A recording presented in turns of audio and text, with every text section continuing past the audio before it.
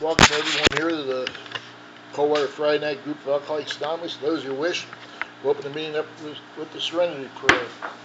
God, grant me the serenity to accept the things I cannot change, courage to change the things I can, and the wisdom to know the difference. Alcoholics Anonymous is a fellowship of men and women who share their experience, strength, and hope with each other, that they may solve their common problem and help others recover from alcoholism. The only requirement for membership is the desire to stop drinking.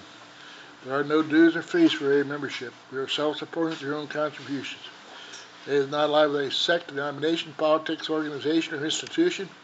Does not wish to engage in any controversy. Neither endorses nor opposes any causes. Our primary purpose is to stay sober and not put the alcoholic to achieve sobriety. I've asked my friend Mike to read how it works.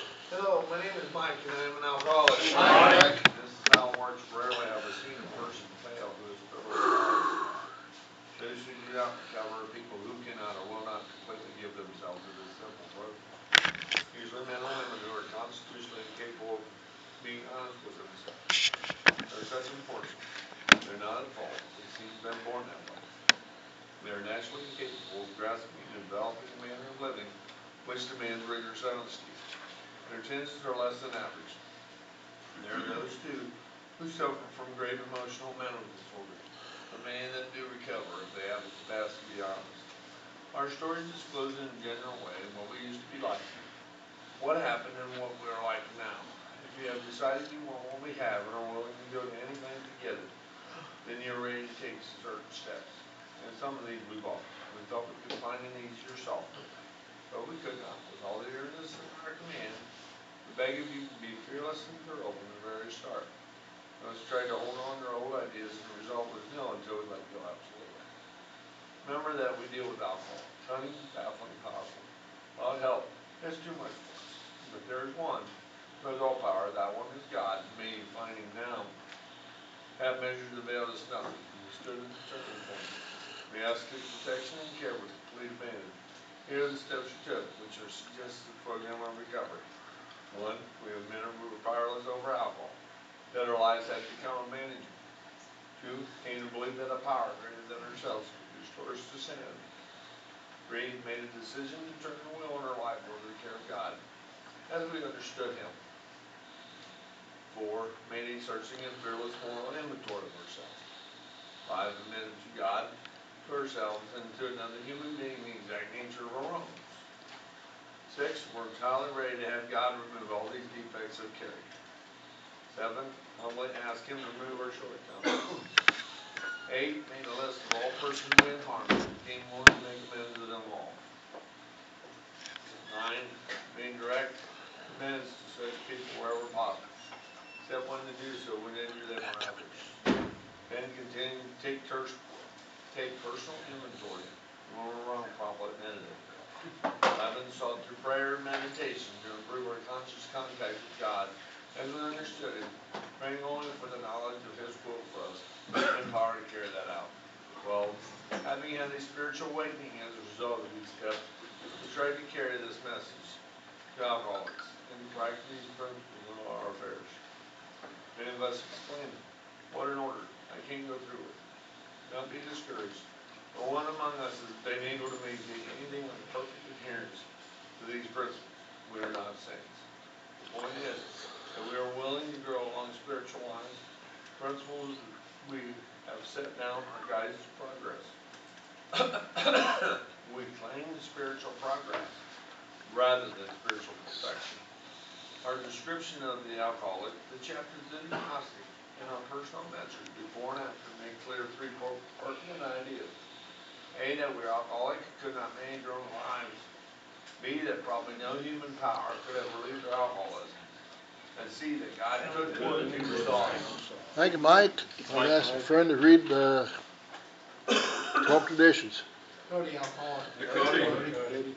12 traditions. 1. Our common welfare should come first. Personal recovery depends upon AA unity. 2. For our group purpose, there is but one ultimate authority. A loving God as He may express Himself in our group conscience. Our leaders are but trusted servants, they do not govern. 3. The only requirement for AA membership is decided to stop drinking. 4. Each group should be autonomous, except in matters affecting other groups or AA as a whole. 5. Each group has one primary purpose: to carry its message to the alcoholic who still suffers. 6. In AA, the group ought never endorse financial lending to AA named to any related facility or outside enterprise. Less problems with money, property, and prestige divert us from our primary purpose. 7. Every AA group ought to be fully self-supporting and declining outside contributions. 8. Alcoholics Anonymous should remain forever non-professional, but our service centers may employ special workers. 9. AA as such ought never be organized, but we may create service boards or committees directly responsible to those they serve. 10. Alcoholics Anonymous has no opinion on outside issues, hence the AA name ought never be drawn into public controversy.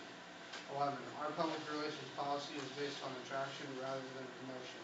We need to always maintain personal anonymity at the level of press, radio, and films. Anonymity is the spiritual foundation of all of our traditions, ever reminding us to place principle before person. Hey, Cody, ask Richard to read the promises. Commercial alcoholic. Richard promises. The spiritual life is not a theory. We have to live it. Unless one's family expresses a desire to live upon spiritual principles, we think we ought not to urge them. We should not talk incessantly to them about spiritual matters. They will change in time. Our behavior will convince them more than our words. We must remember that 10 or 20 years of drunkenness will make a skeptic out of anyone. There may be some wrongs we can never fully right. We don't worry about them if we can honestly say to ourselves that we would right them if we could. Some people cannot be seen. We send them an honest letter. And there may be a valid reason for postponement in some cases. But we don't delay if it can be avoided. We should be sensible, tactful, considerate, and humble without being servile or scraping. As God's people, we stand on our feet. We don't crawl before anyone. If we are painstaking about this phase of our development, we will be amazed before we are halfway through.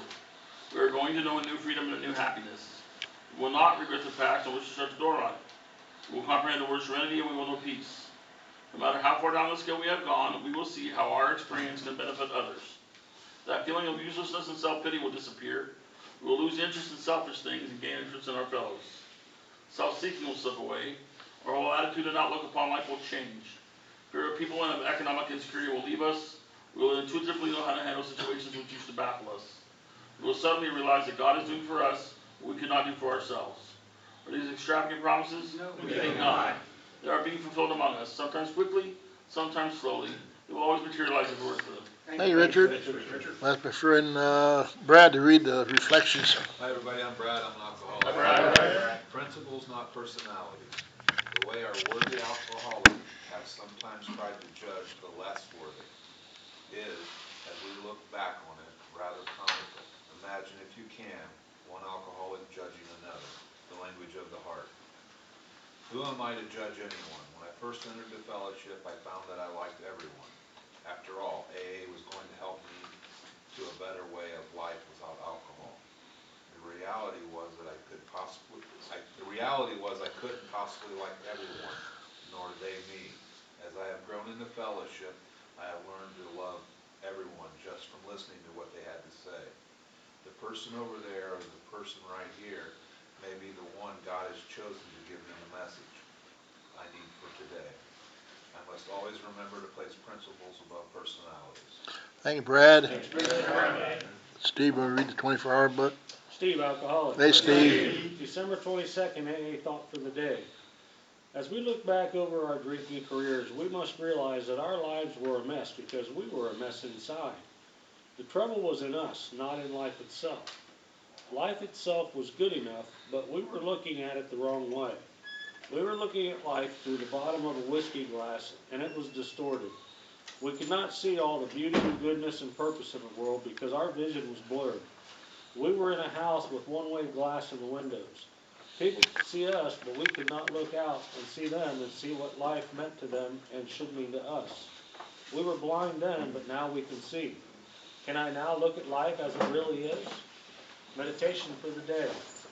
Fear no evil, because the power of God can conquer evil. Evil has power to seriously hurt only those who do not place themselves under the protection of the higher power.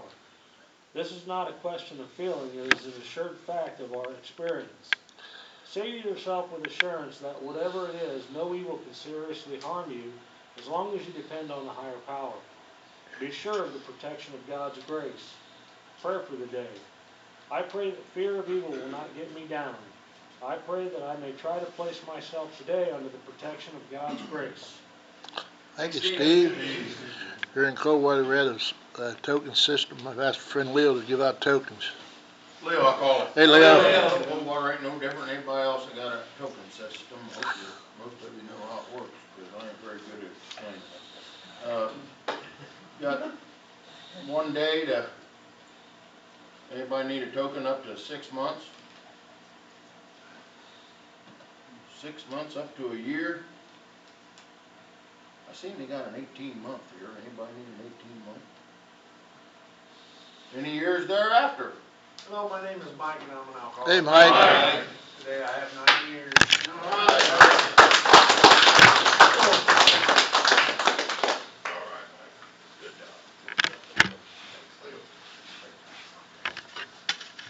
Anyone else? You all got today. Thanks, Leo. As announcements, we got this band that you can focus on that on your cell phone, and it gives you the activities in AA and Al-Anon group. Also, there's a new meeting in Portland, Indiana on Tuesday night. It's a beginner night. It's a literature discussion group. It's at the Zion Evangelical Lutheran Church, 218 East High Street, Portland. It's on 7:30 on Tuesday. It's also, they meet on Saturday morning at 10 o'clock at the same place. It's the meeting that used to be at the True Value Store there in Portland. Also, we have a thing, if anybody's interested in going to Dr. Bob's house, we're going to, hi Marvin. Hey, Marvin. We're seeing if we get people interested in this, and we're going to bring it at our next district meet, which is in February, and then we'll see what we're going to do. So, if anybody's interested in that, just sign up, and then we've got different ideas how we're going to do it. We're not for sure if we're going to get a van or, you know. Also, if anybody's interested, that needs a home group or looking for home group members, there's a thing right here. You can sign on this thing, just put your name in here, and everybody needs a home group. Somebody told me if you don't have a home group, you're homeless. So, Richard, you got anything you want to say? No. Alright. Anybody else got anything you want to say? Alright. Alright, the guy who has to give a lead, he just walked in the door. And I've known this guy for quite a few 24 hours. He's a good human being. And used to do a lot of meetings together years ago when we first got in the program, but you know, everybody has their own life, and that's the way life is. And Marvin's a good AA member, you know. Without further ado, I knew Marvin. I think I met Marvin when he was 17 years of age, and how old are you now, Marvin? What are you? 63. 63. Jeez. You're lucky you made that, you know. All right, without further ado, I'll give my friend Marvin from Coldwater. Basket.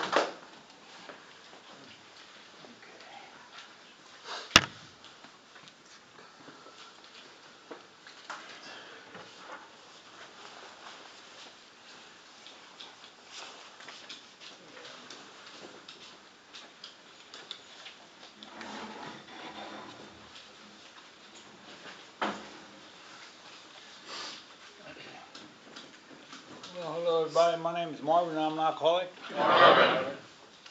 Apologize for running late.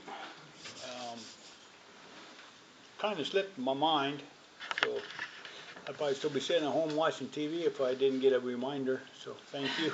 As soon as it was like, oh man, I just worked today and share my excuses. I worked today and I had my mind on a lot of other stuff that I thought was important. But with that being said, we made it, fortunately. As Gary said, I've known him for a long time. He was really my first contact to AA. So, to start, I was born in Cincinnati. I was adopted as like 13 months old, and I was raised here in Coldwater. Lived all my life here, except for about 3 years I moved to Lima. So the reason I point that out is because I always felt different, and I say, like, you know, I was adopted, so I felt different. When I was in high school, I got in some trouble. I got arrested and I got locked up, and I didn't know anybody else that had happened to, so I felt different. I always felt like I didn't fit in, and I point out a couple reasons why I felt that way, which is why I thought I felt that way. I don't necessarily think that's true today. I think that's all part of alcoholism, and I can very much feel that same way today, at work or anywhere there, even in a meeting, if it's in my own mindset where I'm different, you know, I don't belong, I just don't fit in. And then, you know, and if I let it go far enough, you know, it's everybody else's fault too. So, yeah. So as I was saying, so when I was in high school, I got in trouble, and then I picked up a DWI when I was like 17. I went to alcohol school, and it was a 3-day school. So actually, yeah, I picked up a DWI and I got like 10 days in jail and license suspended for 2 years. But I picked this up on a Friday night in Mercer County, and then on Sunday night I picked one up in All Glaze County. And on the one in All Glaze County, I had a lawyer, and that's where I got it reduced to reckless op on condition I went to alcohol school. So I went to this schooling, and it was good. I still remember some of it. They had movies with Father Martin, who was really good. And it made a lot of sense.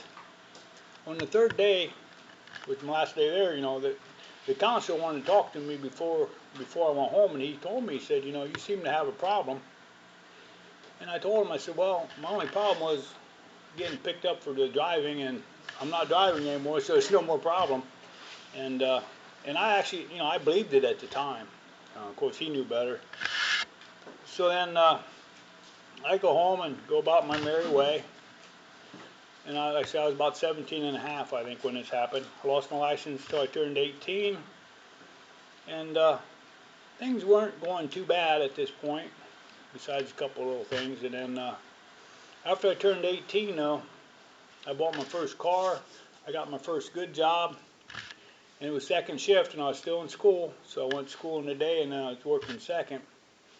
But then Friday nights, I couldn't give up going to town, so I'd take off on Friday night and not work. And then, so my first 30 days there, I missed a couple Fridays. And they said, well, you know, I didn't get in the union, and so I lost my job. And I just bought a nice car. It was a 72 Chevy Nova. It was pretty nice. And the second month, the first month when I lost that job, the second month I lost that car because that's when I picked up another DWI.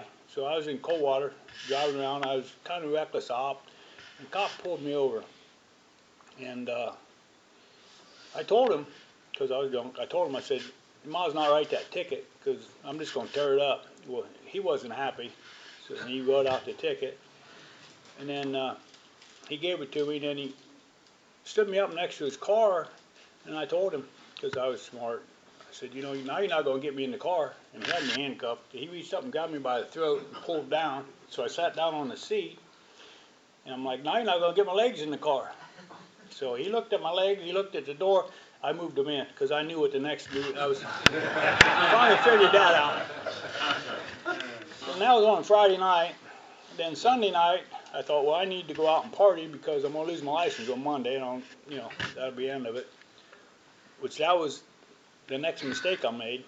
I ended up wrecking my car downtown St. Mary's, and so I totaled that nice Nova, so I put that to rest. And that time, I had a lawyer, and he was able to, not, what, yeah, that's what got me into the,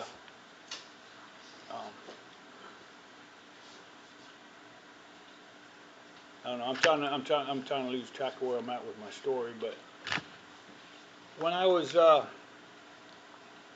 going through all this, I went to an alcohol counselor. They're in Salina now, the Mercer County Council on Alcoholism. They was in Coldwater across from the church at the old Wagner building. And I was going in and seeing this lady, and she was telling me about alcohol. I wasn't listening very much, and it's kind of repeated it, you know. She'd say, well, did you drink? And I'd say, yeah. And, you know, I was mainly just a weekend drinker. And things kept going, and I was getting in little troubles, like, you know, going swimming after the pool was closed. Then I got locked up for just silly things like that. And then, I say they're silly, but it was really just poor decision making. And then through all that, they asked me if I would talk to somebody from AA. And I think I was, it was in the beginning of '79. So I said I would. And they said somebody would be out to talk to you. So I remember I was sitting at home, and I was upstairs, and Mom said there was somebody here to talk to you. And I didn't want to go downstairs and talk about it because I really didn't have anything to say. But since this gentleman came out, I'd go down and talk to him. So I did, and it turned out it was Gary. And we sat down at the kitchen table and talked for a while. And I had met Gary before at the bar, but I didn't know him. He didn't know me. But I think I even bought beer from him up at the bar. And but when he talked to me that night, I feel like I understood why he shouldn't drink, but I didn't really apply it well to myself. But like I say, that was my first introduction, really, to anything to do with AA. I went to Lima to Mercy Hall to a treatment center. The treatment was good, but you know, I had all kinds of excuses. I was young. I think Gary was about 26, and he was the only one that was that young that I knew in AA. They was all seemed to be like real old, in their 40s and 50s or something, you know. Like they was over the hill already. And so I got out of the treatment center, and then I had made arrangements to go to a halfway house in Lima instead of coming back to Coldwater. And I went up to the halfway house. I was there for 2 weeks, and then after 2 weeks, you're supposed to be able to get a go-home pass. And talking to these guys, they kind of knew me. I think sometimes looking back, they knew me better than I did, and they knew it wasn't a good idea, and they kind of told me that. And I said, well, if I can't, you know, get my pass like I'm supposed to, then I think I'll just leave. So they figured they'd just give it to me to get. There was a chance I would do all right. Well, when I got home, I got drunk and then never went back. My point there is that they could see that, but I couldn't. So then things just kind of got a little bit worse. I picked up another DWI. Back then it wasn't quite as bad as it is these days to get DWIs. Good, fortunate or unfortunate, but I picked up that one, and they gave me 30 days in the workhouse. So I went up there, and after about 10 days I got out. But I seen people in there that I talked to, and they was older, like I said, 30s and 40s, and I knew at that point I'd been to enough meetings and seen enough. There was one point in there I stayed sober for a month. There was one I stayed sober for 3 months. That's kind of in and out. But I knew I didn't want to be like the person across the table from me that I was talking to at the workhouse. I didn't want to be 30 years old and be back there. I didn't want to. So I come out of there, and the first weekend out, I ended up back in jail. Even though I kind of made a commitment to myself at that time that I wasn't going to do that, because I'd seen, I could see where it was leading at this point. And so, that time when they arrested me, they put on because I had like 2 years in suspended sentence, so that when the cop wrote out the ticket, he put that I did this while voluntarily intoxicated because he wanted the judge to see that. And so I ended up going to court, and our judge had passed away, so we had a fill-in, or however you call it. But he was from up north, and he gave me a choice. I don't know, it's so many days in jail, I could go to a treatment center. And I chose the treatment center. I wasn't sure that that was the right choice, but I ended up going to Flower Hospital, which was up by Toledo, Sylvania, I think it is, Ohio.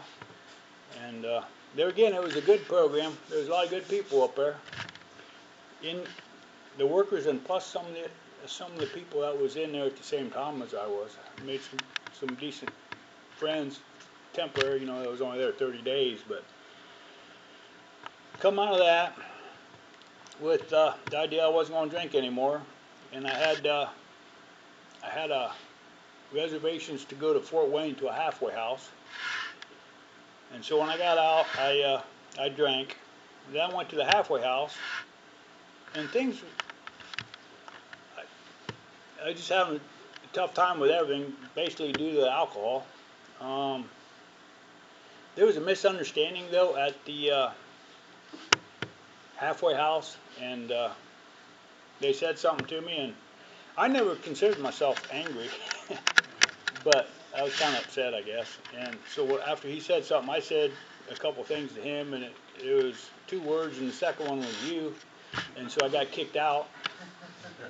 So then I went home, and now I was out of options. You know, went to the treatment center twice. I went to halfway house twice, and I really didn't know what I was going to do with this because I was not having much luck. Like I said, I'd been to meetings. During that time, I didn't have a license. I had a gentleman pick me up from town, and I'd go to Sunday night in Fort Recovery. Coldwater didn't have a meeting. And then Wednesday night, and Salina had their Wednesday night was their regular meeting. They didn't have the beginners meeting back then. There was a guy in St. Henry that would pick me up every Wednesday and take me to Salina, and there was a guy that picked me up every Sunday from Coldwater and take me to Fort Recovery. And then between there, I would go with my sponsor to meetings with his work schedule. You know, we'd work around it. But them two was pretty regular. And I met a lot of good people, and they told me a lot of good things. I was told one time, you know, just to go back out and drink if you can't figure it out. And sometimes that was what I needed to hear at the time, because I was so much in denial as to being too young, and like I said, I always felt like I didn't fit in, and unfortunately, I can still feel that today. So I ended up trying harder to stay sober, and this was like in '81, and I was able to put together some time of sobriety. I was sober for a year, and it was 1980, and I was sober for a year. In 1981, I got married. My whole world was kind of looking up, and then I had my first child in '82. And then the fall of '82, I decided that I would drink, and that was the first time my ex-wife, she was my wife at the time, seen me drink. And then I was kind of in and out again for about 6 months, where I'd stay sober a month and go back out. And once I got started, and it really, because I never really felt like I was as bad as everybody else, so this kind of seemed like it got worse, which was what they was telling me would do, but I kind of found out for myself a little bit. So during that time, I ended up at a friend's house. This was like my last drunk. It was March 26th of '83, because the friend's, her birthday was on the 25th, and mine was on the 27th, and it was 26th, so we kind of celebrated birthdays in a bad way. But I started that night, and every day I drank for the next week, and every day I said I wasn't going to drink again, is what I told myself. And then a week later, it was the 3rd of April, and then that's the last time I drank alcohol till today. So that's when I started going to actually more meetings. I had my license back, and life started getting better. I started practicing some of the things that they tell me. I started applying some of the steps in my life, and things really turned around. A lot of people that I seen in AA earlier, they would say, I drank for 30 years. I came to AA. I got sober and everything was good. Unfortunately, mine wasn't quite that way. I'd stopped drinking and I tried to practice some of the principles, but life was still had its ups and downs. I had a couple more children. Things was pretty good, but the relationship side of it, I wasn't really growing a lot, and through that, I ended up going apart from my wife, and then that's why she's my ex-wife now, because we ended up going apart, and we got divorced, and that was hard on me. I don't know how it would have went if I didn't have people in the meetings to talk to and meetings to go to. I spent a lot of time at that time with my sponsor working through things. Things got, my whole life's better, not only just because of my life, which I probably wouldn't have been, but everything is. I listen to a lot of different things, even outside of AA, and I was listening to this one guy talk, and he's got this thing he calls the accountability mirror, and I try to think of that every night, and it's part of, the 10th step where you take your daily inventory. I look at what he calls the accountability mirror and take accountability for my day. And then I got a book, I ordered it for Christmas. It's called Extreme Ownership, and it's really about you taking your part in everything that's happening in your life. I can be mad at my boss for whatever, but by taking a look at what my part is and what I could have did to make that different. And I find this stuff kind of neat, but what it is what AA's been telling me for years. It's just a different angle of looking at what they've been telling me, which is helpful for me to help see it through a new light. I listened to Joe and Charlie tapes a couple times on the app since I've had that. I think, to me, that's one of the best tools that we can have. I really think them tapes hit on everything that we need to know and hear. And there again, a lot of it's the same thing I heard from the people here at the meetings, but it just seemed to be helpful to hear it on the tapes. A little different angle, a little different approach. So I ended up then I got remarried, and things was going pretty good. I adopted a son, and I say just through staying sober and trying to practice what I learned a little bit, life got better. And I say a little bit because I think I didn't do near as much as I could have. I didn't get as much benefit as I could have because I didn't put enough into it. I really believe there's a lot here. I don't know, I can't, and I don't go to many meetings. I get, for whatever reason, but I think I'm doing myself a disservice, but, and I've known that, but I just don't seem to take that to heart anymore. I'm going to try to get to more as time goes on. That's why I'm kind of at a blank here. I was never one that liked to get up and share in front of a crowd. I can talk to anybody one-on-one if we got a conversation going, but just to stand up here and just, like everybody's looking at me, I'm like, So I'm not good at it, but when I'm asked, I usually say yes, as long as I can, unless there's something else for some reason I can't, but I do it because I was told early on that it's something I need to do to stay sober. I still remember my first lead was in Union City a long time ago, and then at the end I told him, I said, I didn't really know I was an alcoholic, and I still remember Bill T. He said, you're the only one here that thinks that, so it was kind of,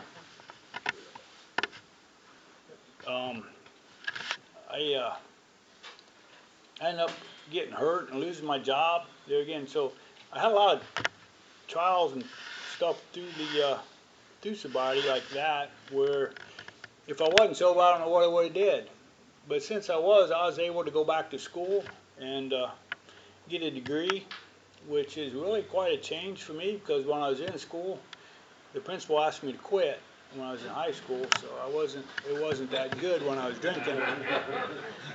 But now that this happened, I went back to school and I was sober. I was able to get my engineering degree and able to get back in the workforce, and I've been doing that now for about 12 years, I think. So other than that, I still have a lot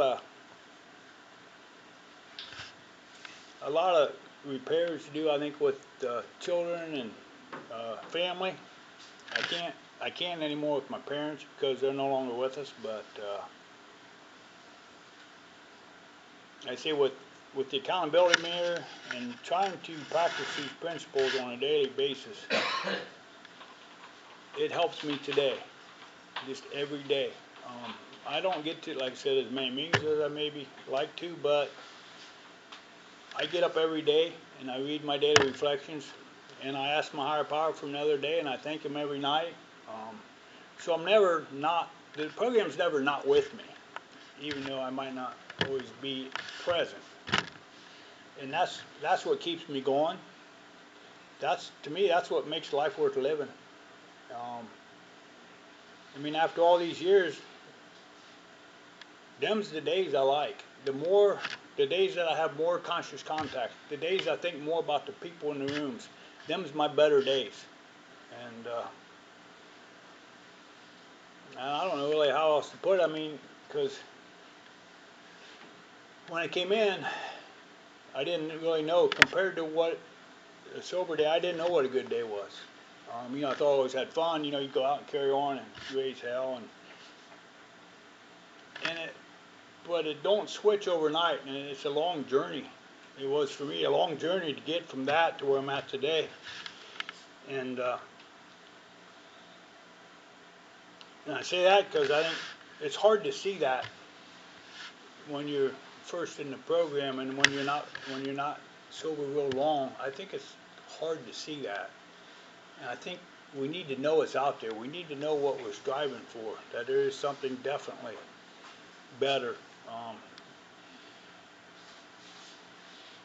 I said I wasn't really prepared. I didn't think about it before I got here because I actually forgot. And then when I got a reminder, I jumped in the truck and drove here. So most of the time I'll sit down and I'll go through some of this stuff before I give a lead. So it usually I think flows a little bit better. But I had thought about it a while back. I had a little bit better storyline as far as like with the accountability mirror and extreme ownership and things and how you can fit that in. I don't know. I'm just like I had nights where I wanted to drink at times, and I always told myself if I was going to drink, I had to do one thing first. I had to call my sponsor and tell him. And so I never did that, but I never drank then because I kind of made a deal with myself. And sometimes, we take this one day at a time. I've told myself that it's okay to drink tomorrow, just don't drink today. And that helped me get through that one day. And I don't know how. I can't stress enough the importance of just getting through the next 5 minutes. And I say that because for me, that sounded so silly when I heard it. I was mainly a weekend drinker. It's like, Steve, don't drink for 24 hours. Like I do that all the time, even without ever hearing of the program. So I found it kind of silly. But today, that kind of stuff is so important, and it can save your life. And I don't know. When I was going to meetings years ago, and my kids was little, I took them to a lot of meetings, and they went with me. They always thought, well, they was pretty familiar with the meetings, but I don't think they ever really heard my story. So I don't know. That's maybe some extra pressure, but it's kind of which I don't need. I put enough pressure even before. I really don't know what else to say. I hate to cut this short, start late and leave early kind of thing, but I feel like I'm kind of letting everybody down. Cancel that. I just,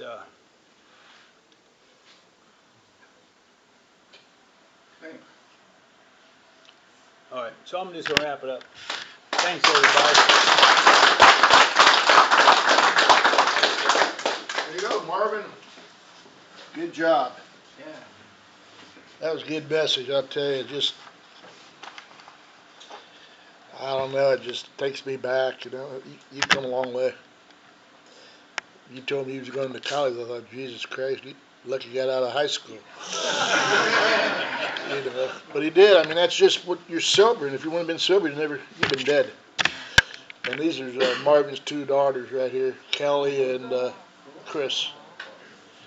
So I might put a little pressure on you them being there, but that's all right. That's what life's about, isn't it? I really enjoyed it, Marvin. Really did. You know what I'm saying? We've got to work. We got to work a program of what fits us. I'm saying I'm a bachelor. I can go to a lot of meetings. But I didn't have to raise 3 kids. You know what I'm saying? Just so everybody's at a different position in life. But I go to meetings because I can go to meetings. You know, I know where I belong at. You know what I'm saying? And anytime everybody has to do anything in the A, give a lead, you always said yes. I'm saying, like I said, you read your 24-hour book, you read your reflections. I sponsored in Fort Wayne with Ron, that's what he did. From he raised his family, he read the 24-hour book. So we're coming up on 54 years of sobriety. You know, we do what we got to do. You know, so I really enjoyed that. And Michael will graduate you in your 9 years. That's a good job, Mike. So I'm just opening it up for comments. Yeah, my name's Tom Alcoholic. Tom. I appreciate your lead. Right at the beginning, you got me thinking about, I made everybody, I mean, I looked good. I could always look good, no matter how terrible I was. I could always look good, and then I'd settle for less and less. And then I was at the bottom, and I had nothing. But I still looked good. At least I thought I did. I didn't. But, thanks for sharing, man. We've known each other a long time. Yeah, at least 30 years. Thanks, Tom. I'm Jim, I'm an alcoholic. Hey, Jim. Hey, Marvin, great to see you tonight. Thanks for coming out and telling your story. I'm not sure if I've ever heard your lead, but I got to know you, of course, at Mom's Jim meeting all those years and the last 10 years, and I always really appreciated you know, your insight and your thoughtfulness when you speak and when you share. You know, you're a soft-spoken, pretty straight shooting guy, and so I've learned and I appreciate that. So thanks for coming out tonight. Good to see you. Thanks, Jim. Yeah.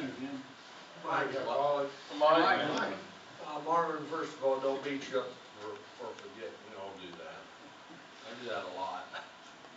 But it is a awesome lead tonight. I needed to hear that. Other people's stories help us stay sober. Not just everybody, you know. I just love hearing other people's story and people talk in these meetings. I missed it for a long time. I went laps for a little bit, and we're going to come back and go to a lot of meetings. But I love these people. They help me keep sober. If it wouldn't be for these rooms, I'd probably be 6 feet under today. I was sharing with people at work today. They go, how'd you do 9 years? I said, well, I had to do something. I felt about that big after my 4th DUI. I got pulled over for it. And I was informed when I came back from rehab from my nephew and my godson that if you got pulled over again, we were done. So I was about ready to lose my family. But you know what? I love them 24 days. I love these leads. I love this program. It saved my life. as this guy over here would say, he talks to my older brother. He is grateful for this program because he's got his little brother back. They lost me for a long time because of that brown bottle flu I had. But thanks to these rooms and you people and that man up there, and I'm sure my mother and father and my two brothers are saying, you're not drinking it, bud. So I'm done. And with that, I will pass. Thanks, Mike. I'm Andrew, recovering alcoholic. Andrew. I want to thank you for sharing your story with us, and a lot of times it just takes a little every few minutes to keep us going. We get through one day, and then all we have to worry about is the next day if we live that long. And I'm just glad to be sober today. I want to thank you. Thanks, Andrew. Steve, alcoholic. Hey, Steve. Thank Marvin for your lead. It was a good lead. If I didn't put entries in my calendar, I'd forget my own birthday. But there was a common denominator in there that a lot of us feel, and that is we just didn't feel like we fit in. And I think we can all relate to that on a certain level. I've had experience with DUIs, OBIs, they call them nowadays, but there was a lot of the other stuff that came along with that, that sometimes we don't talk about. But a lot of the insanity that comes along with alcoholism and the poor choices that we make because of the alcoholism. And I've been in and out of AA treatment, counseling over the years since I was probably 17, 18 years old. And I've kind of had the same mindset, well, I'm different. I think, I'm not like all those guys, and I don't need all this, and it took 38 years to convince me otherwise. But I'm in the program now, and I stand in tune with the steps, and I do frequent meetings, and it keeps me going, and listening to people like you talk keeps me going. And I appreciate you sharing your story. And congratulations, Mike, on 9 years. And that's all I've got. Thank you. Thanks, Steve. I'm Jared. I'm the alcoholic. Hi, Jared. Yeah, Marvin. I haven't seen you in a long time. I've always wondered what you were. Glad to hear your story. I remember when you used to come around and shout for tired of and stuff. Good job. Got a lot of things there. Really good. Thanks, Jared. Richard, alcoholic. Richard. Thanks, Marvin. I can relate a lot to your story. Going in and out, for a lot of years. I did that for about 20 years, 18, I think. And then going to multiple rehabs or whatever, treatment centers, whatever you want to call them. I went to 4 treatment centers, and then I went to 3 different sober livings. Well, sober living 3 times. And none of that got me sober. What got me sober was I decided I wanted to be sober more than I wanted to be drunk, and I came back to AA, which all those places introduced me to AA, and they took me to meetings and stuff. And I called my sponsor after I drank. And he told me next time call me before you drink. He said, I can't help you if you're drinking, so yeah. I'll pass, thanks. Thanks, Richard. Anybody else? I'm Chris. I'm an alcoholic. Hey, Chris. I've known my father my entire life. I remember going to meetings probably up until I was about 10 years old. I think I spent almost every Friday night of the first 10 years of my life, at least what I remember, in this church basement. I've also known Gary, my dad's sponsor, my entire life. He was like an uncle to me, so he was always a part of my life. He's always been a part of my life. I remember him being there all the time as I was a child. When I now have 2 grown children that don't always make the best choices, and when I think about the times that I was not making the best choices, and my dad made it through all of those times and he didn't drink, and I gave him a lot of reasons to probably drink over. I know I disappeared for a few weeks at a time without telling anybody where I was, and I know how I would feel if my kids did that to me, so I can only imagine how he would feel. But You know, I remember he just got sober when I was a child. I don't ever remember him drinking, but I remember who he was when I was 5 years old, and I remember who he was when I was 20 years old, and I see who he is today. And, you know, just his life gives me a lot of hope and shows me what this program can do. So, you know, when I ever think about making another choice besides staying sober, I just think of, you know, all that this program's done for my father and for the people that I've met growing up in it throughout the years, and that helps me every day. So thanks for sharing your story. I appreciate you coming out, even if you needed a reminder.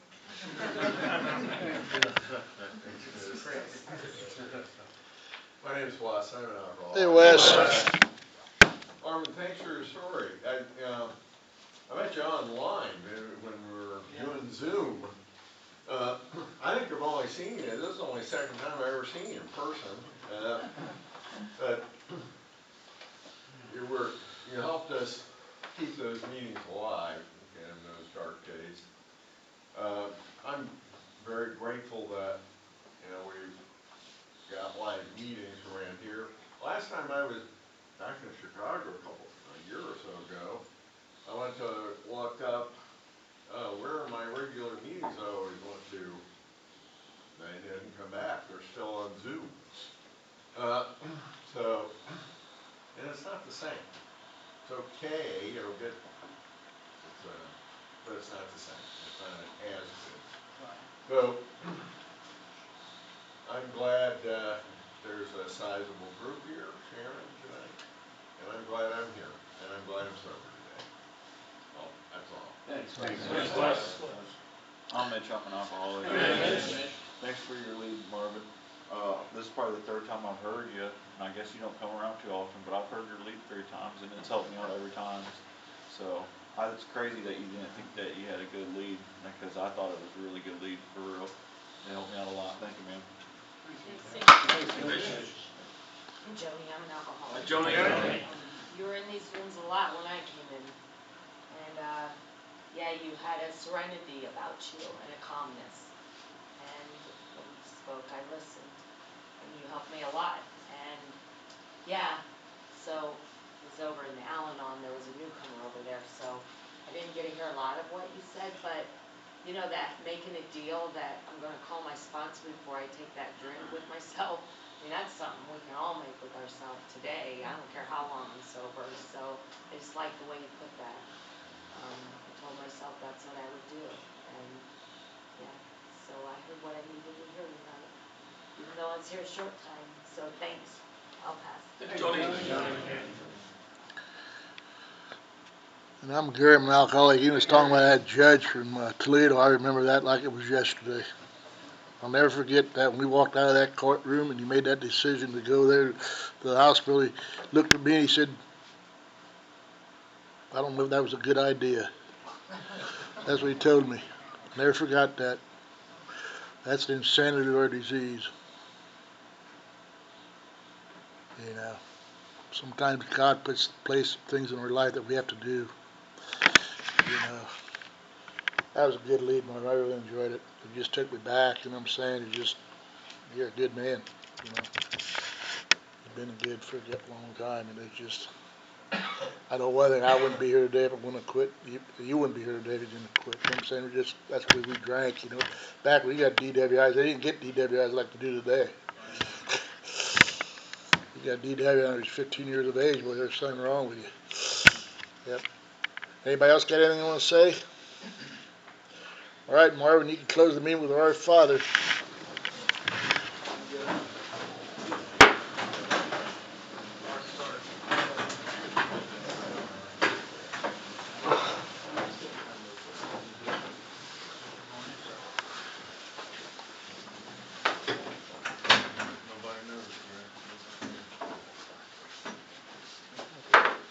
Whose father? Our Father, who art in heaven, hallowed be thy name. Thy kingdom come, thy will be done, on earth as it is in heaven. Give us this day our daily bread, and forgive us our trespasses, as we forgive those who trespass against us. And lead us not into temptation, but deliver us from evil. For thine is the kingdom, the power, and the glory forever. Amen. Keep coming, God. Thank you, sir. Good job, Marvin.